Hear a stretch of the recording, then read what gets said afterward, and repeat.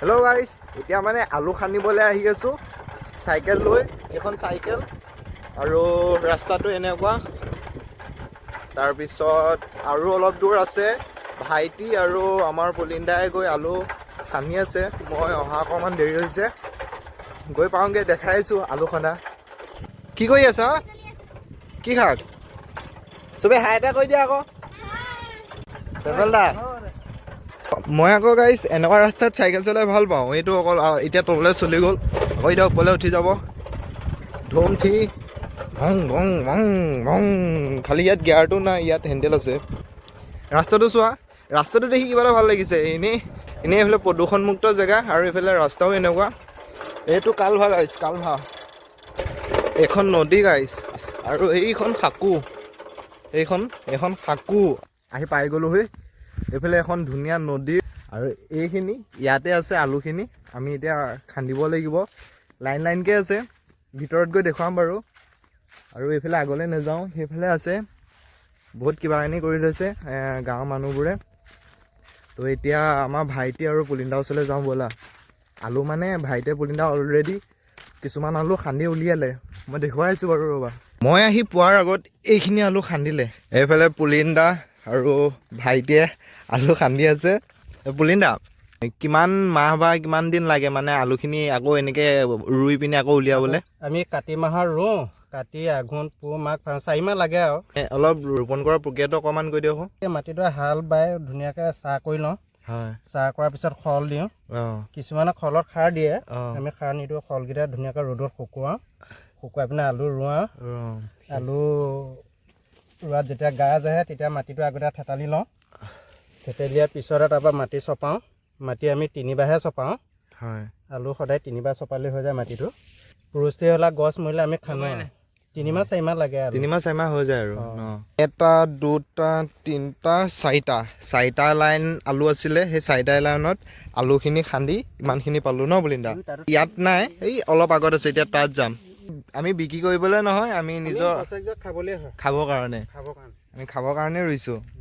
এইখিনি জেগাত আলু খান্দি হৈ গ'ল আৰু এতিয়া আমি অলপ আঁতৰত আছে, তাত মানে বহুত আছে, ইয়াত অলপ কম হ'ল। তালৈ গৈ থাকোঁ, আহি থাকক। এতিয়া যিখিনি আলু আমি খান্দিলোঁ মানে এই তাত যিমানখিনি আলু ওলালে সেইখিনি আমি এতিয়া ইয়াত এনেকৈ ৰ'দত দি দিওঁ, মানে অলপ শুকাবলৈ দি দিওঁ। যিমানখিনি ওলালে সেইখিনি এতিয়া ৰ'দত দি থওঁ। আৰু এইফালে এইয়া পুলিণ্ডাই নাঙলটো আনিবলৈ গৈছে। মানে নাঙলটো এইকাৰণে আনিবলৈ গৈছে, ইয়াত যেন মাটিখিনি যে আছে মাটিখিনি খান্দিব লাগিব। ইয়াত কিমানটা লাইন হৈছে মই এবাৰ হিচাপ কৰি দেখুৱাই দিছোঁ ৰ'বা। ইয়াত 1টা, দুটা, তিনিটা, এইটো 4, এইটো 5, এইটো 6, এইটো 7, এইটো 8, এইটো 9, এইটো 10, এইটো 11, এইটো 12, এইটো 13। একবাৰ দেখুৱাই দিছোঁ গোটেইখিনি একেবাৰে। এইখিনি লাইন ইয়াত টোটেল 13টা লাইন আছে। এইফালে পুলিণ্ডা এই নাঙলটো যে লৈ আনিলে, ইয়াত 13টা আলু খলি আছে। সেই আলু খলিখিনি এতিয়া এই পুলিণ্ডাই সেই নাঙল লৈ মানে খান্দিব, তেতিয়া আলুখিনি ওপৰলৈ ওলাই যাব। আৰু মাৰি লৈ খান্দিলে মানে আলুখিনি ডুব পোৱাৰ সম্ভাৱনা আছে যে, সেইকাৰণে। এইটো চোৱা, আলু খলিখিনি এনেকৈ নাঙলেৰে টানিব লাগিব, তেতিয়া আহি আলু ওলাইছে, দেখিছেনে? এইবোৰ আলু অসমীয়া আলু। জোৰ লগা। ঘৰ হেই এইটো আমাৰ দমৰা গৰু। আপোনাক ক'বলৈ বেয়া পাইছোঁ আকৌ। এইফালে দমৰা গৰু, ঘাঁহ নিদিম নহ'লে আকৌ।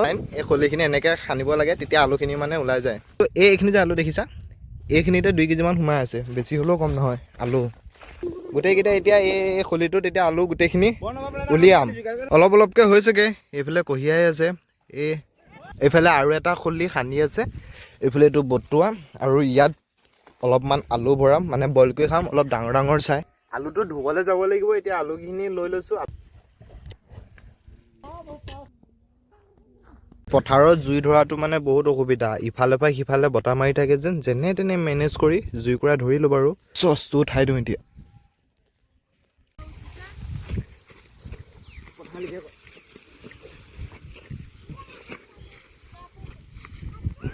তাৰমানে মাক বলছো না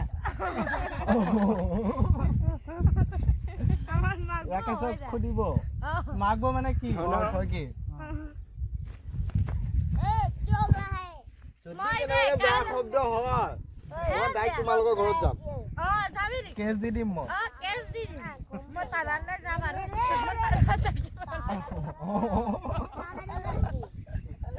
মই হাই কোৰ্ট যাম পুলিচ মাক বধু নহয় নহয় বেয়া শব্দ এইটো এটা আমি বুজি আমি এটা বুজি পাই একো নাই বা মঞ্জিতকো বুজাই দিলো মই পুলিচত কেছ দিম বুলি কোৱা কাৰণে এতিয়া মঞ্জিতকো কৈ দিলো মঞ্জিত এটা হাঁহি আছে কি কাৰণে কৈ আছে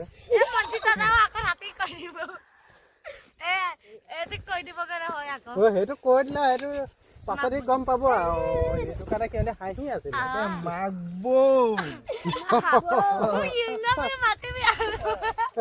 বুলি মাতিবি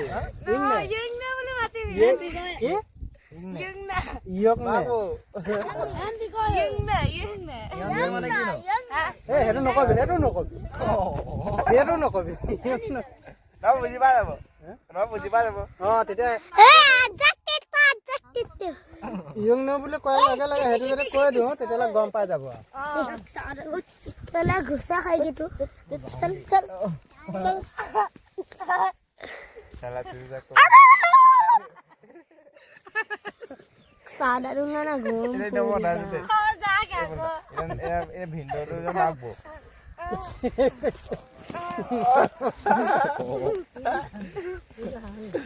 ভিন্দো কি আলু বইল কৰি হৈ গ'ল এতিয়া আলুখিনি বননিত পেলাই দিওঁ তেতিয়া মানে আলুখিনি পানীখিনি নাইকিয়া হৈ যাব আৰু আলুখিনি বননিত পৰি আলুখিনি শুকান হৈ যাব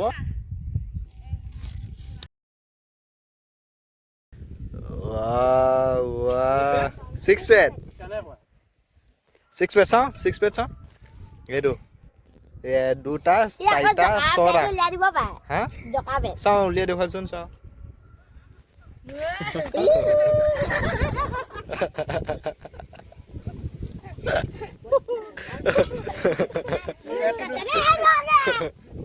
এইফালে আলহী আহিছে 3:47 আহিছে আলহী ভাত পানী বনাই লৈ আনিছে নেকি ইমান দেৰি কিয় হ'ল এইটো কওঁ এতিয়া 3:47 হা হা মেডিকেল আপোনাৰ বাৰু সেই তাত দেৰি হয় বাৰু তই মেডিকেল গৈছিলি নেকি ফোন কৰিছিলে ভাত বনাই থব কৈছিলে ইয়াত আহি দেৰি হ'ব বুলি তাৰপৰা মই ভাতটো তুলি দিলোঁ চব্জি তুলি দিলোঁ তাৰপৰা মই থব আহি একেবাৰে ইয়াত পাই গ'লো হ'ব আহিলি যে কষ্ট কৰি থকা চেহেৰাকেইটা চাবলৈ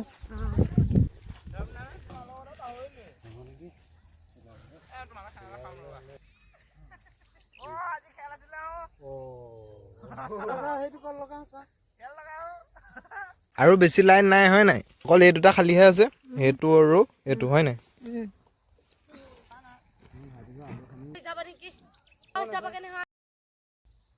এতিয়া চাহ বনোৱা পাল পৰিলে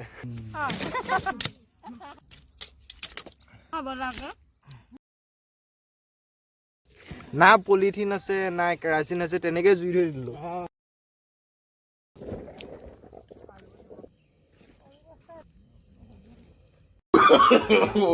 no.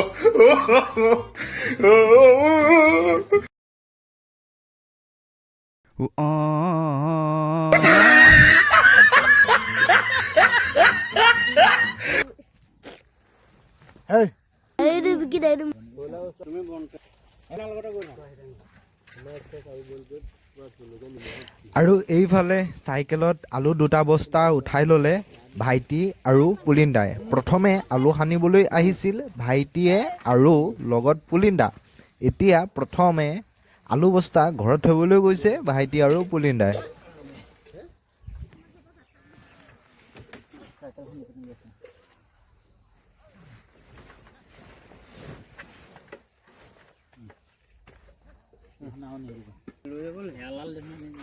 বুঢ়া এতিয়া আহিছে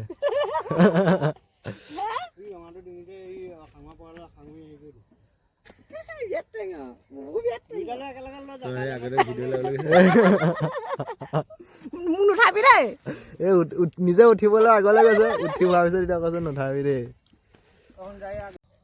এইফালে পাহাৰ মাথাত আলু এক বস্তা উঠালে চা কিমান জোৰ আছে পাহাৰ গাত পাহাৰ এতিয়া ইয়াৰ পৰা 2 কিলোমিটাৰ হ'ব নেকি ন ইয়াৰ পৰা ৰাস্তালৈ কিমান কিলোমিটাৰ হ'ব? 2 কিলোমিটাৰ। 2 কিলোমিটাৰ এতিয়া আলু বস্তা এটা মাথাত উঠাই গৈ থাকিব অকলে অকলে।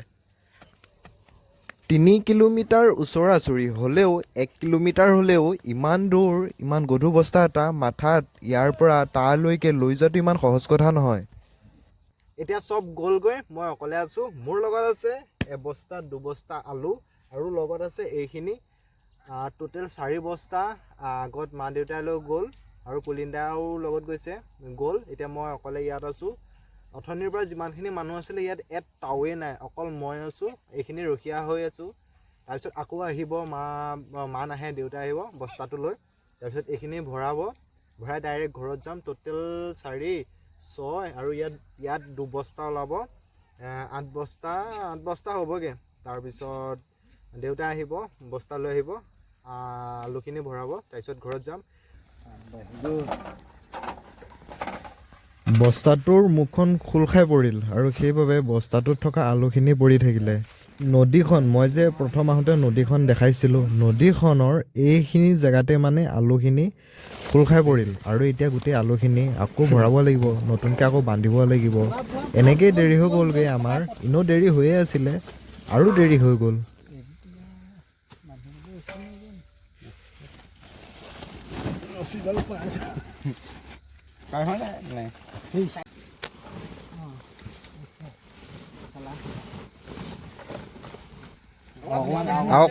অকমান আপোনাৰ ফালে যাব।